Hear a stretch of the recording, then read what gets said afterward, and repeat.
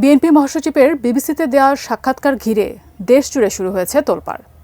এরই মধ্যে তার সেই মন্তব্যের প্রতিক্রিয়া জানিয়েছেন তথ্য উপদেষ্টা নাহিদ ইসলাম।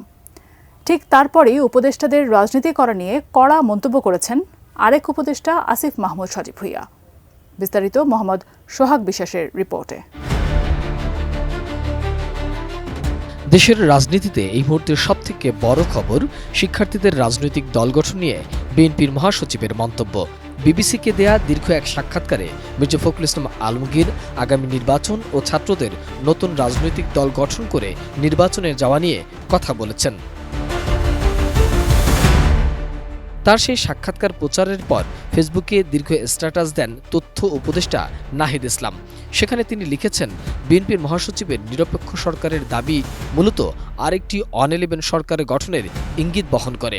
অন-11-এর বন্দোবস্ত থেকেই আওয়ামী লীগ ফ্যাসিজমের উত্থান ঘটেছিল। বিএনপি মহাসচিবের বক্তব্যে সামনে আরেকটি অন-11 সরকার, সংসদীয় সংখ্যাগরিষ্ঠতা ও নতজানু পররাষ্ট্রনীতির ধারাবাহিকতা এবং গুম, খুন ও জুলাই হত্যাকাণ্ডের বিচার না হওয়ার আলামত রয়েছে। কোয়ালিটি সম্পন্ন আন্তর্জাতিক মানের CMT500W CSRM committed for better still। উপদেষ্টা নাহিদের পর উপদেষ্টাদের কেউ রাজনীতি করলে সরকার থেকে বের হয়েই করবে বলে মন্তব্য করেছেন যুব ও ক্রীড়া মন্ত্রণালয়ের উপদেষ্টা আসিফ মাহমুদ সজীব ভুঁইয়া। বৃহস্পতিবার নিজের ভেরিফাইড ফেসবুক পেজে এই পোস্ট দেন তিনি।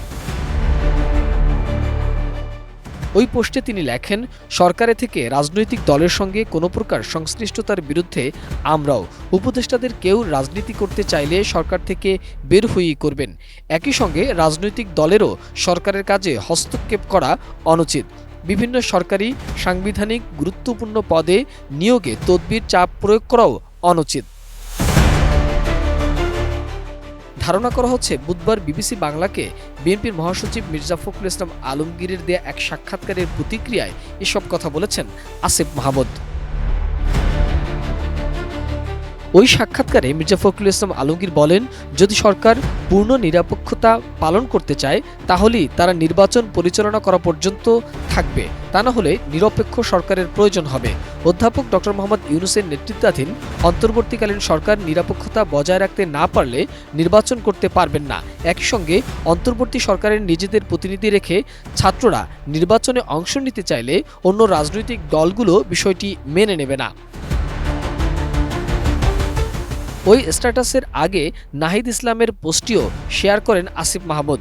নাহিদের স্ট্যাটাস শেয়ার করার সময় ক্যাপশনে আসিফ মাহমুদ লেখেন, প্রফেশনালিজম রক্ষার্থে সরকারে থেকে আরও অনেক কিছুই বলতে পারি না, তবে জনগণকে অন্ধকারে রাখাটাও অনুচিত। মোহাম্মদ সোহাগ বিশ্বাস, এটিএন নিউজ, ঢাকা।